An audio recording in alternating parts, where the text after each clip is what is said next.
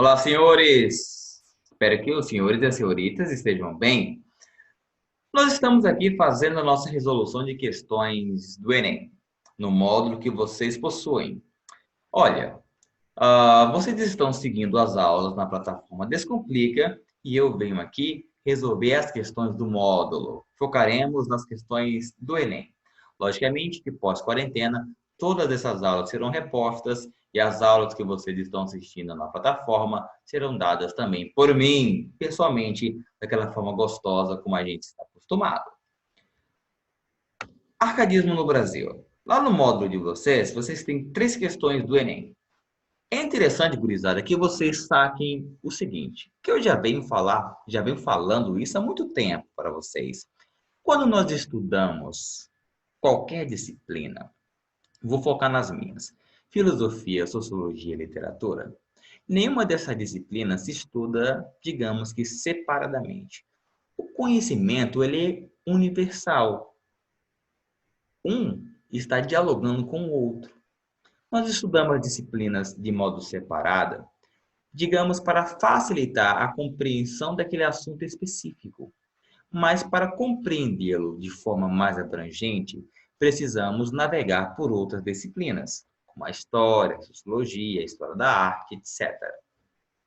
Assim, no caderno de humanas e no caderno de linguagens do Enem, quase que você não vai ver questões onde está cobrando exclusivamente, separadamente, apenas um conteúdo. As disciplinas dialogam entre si. Essa questão do arcadismo no Brasil, você percebe ela é arcade quando você vai lá, dá uma olhadinha na legenda da questão e você já vê que é de Cláudio Manuel da Costa, um dos grandes nomes do arcadismo no Brasil. E aí você tem aqui a questão, assinale a opção que apresenta um verso do soneto de Cláudio Manuel da Costa em que o poeta se dirige ao seu interlocutor. Ou seja, assinala uma questão alternativa no qual o eu lírico do poema ele está se dirigindo a alguém. Vamos lá. Se a gente for ler o texto, nós temos: torno a ver-vos, ó montes, o destino, a que me torna por nestes outeiros, onde um tempo os gabões deixei grosseiros, pelo traje da corte rico e fino. Aqui estou entre almendro e entre corino, os meus fiéis e meus doces companheiros, vendo correr os míseros vaqueiros atrás do seu cansado desatino. Se o bem dessa choupana pôde tanto, que chega a ter mais preço e mais valia, que da cidade o lisonjeiro encanto. Aqui descanse a louca fantasia, e o que até agora se tornava em pranto, se converte em afetos de alegria. Então temos um belíssimo soneto do Cláudio Manuel da Costa, e aí percebo que as alternativas são recortes, são versos desse soneto. E a questão pediu que você encontrasse em qual desses versos o Cláudio Manuel da Costa, que é o poeta, se dirige ao seu interlocutor. E aí, gurizada? Nós temos uma questão de língua portuguesa. Então, perceba que por mais que seja um texto poético, está se cobrando aqui uma questão que você estuda com o seu professor de gramática. E o seu professor de gramática, ele ensina para você o que é um vocativo. Qual questão aqui você consegue encontrar um vocativo? Nós temos aqui a letra A, né? Ó, torno a ver-vos, ó montes, o destino. Então, nós temos aqui como a letra correta a letra A. Próxima questão. No soneto de Cláudio Manuel da Costa, a contemplação da paisagem permite ao eu lírico uma reflexão em que transparece uma... Vamos lá, olha o que diz. Onde estou, este sítio desconheço? Quem fez tão diferente aquele prado? Tudo outra natureza tem tomado, e em contemplá-lo tímido esmoreço. Uma fonte aqui houve, eu não me esqueço de estar a ela um dia reclinado, Ali em vale o monte está mudado, quando pôde dos anos o progresso. Árvores aqui vi tão florescentes, que faziam perpétua primavera, nem troncos vejo agora decadentes. Eu me engano, a região esta não era, mas que venho a estranhar, se estão presentes meus males, com que tudo degenera. O soneto de Cláudio Manuel da Costa, a contemplação da paisagem permite ao eu lírico uma reflexão em que transparece olha, vamos lá, vamos analisar quarteto e tercetos. Onde estou? Este sítio desconheço. Quem fez tão diferente aquele prado? Tudo outra natureza tem tomado. Em contemplá-lo, tímido desmoreço. Então percebemos que nosso eu lírico, ele volta a um local onde ele acredita conhecer, mas alguma coisa está diferente. E não de forma positiva. Percebe que ao contemplar essa natureza, ele tímido esmorece. Uma fonte é que houve, eu não me esqueço, de estar a ela um dia reclinado. Ali em vale o monte está mudado, quando pôde dos anos o progresso.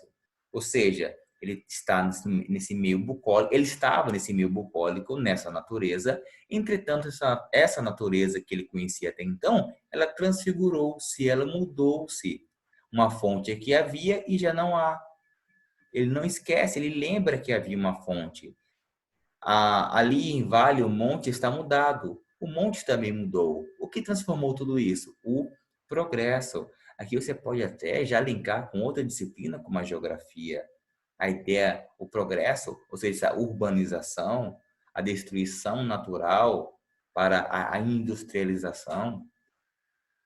Árvores aqui vi tão florescentes que faziam perpétua primavera, nem troncos vejo agora decadentes. Então, perceba que esse progresso, e aí também estudaremos, isso pode entrar também na disciplina de filosofia, ou seja, o que é de fato o progresso?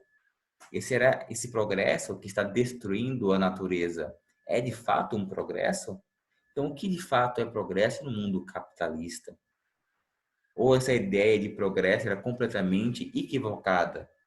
Então, nos traz uma reflexão também filosófica, geográfica, filosófica. Eu me engano, a região essa não era, mas que venho a estranhar se estão presentes meus males com que tudo degenera. Ou seja, ele estranha toda esse local no qual ele está, que ele está completamente mudado devido a esse progresso. Mas no final, no último terceto, por mais que tudo está mudado, ele se reconhece. Por quê? Porque no local no qual ele está, ele reconheceu os males dele que ele lá deixou. E faz com que ele perceba que de fato aquele é o local da onde ele veio. Porque os males fez com que ele lembrasse que aquilo ali é o mesmo local, por mais que esteja mudado. Então, na leitura do poema, o eu lírico, nessa reflexão, transparece uma letra E, uma empatia entre os sofrimentos do eu e a agonia da terra. Sofre o poeta e sofre também a terra. Próxima questão. O texto histórico e literário do período barroco Arcade fundamenta o poema Casa dos Contos, de 1975.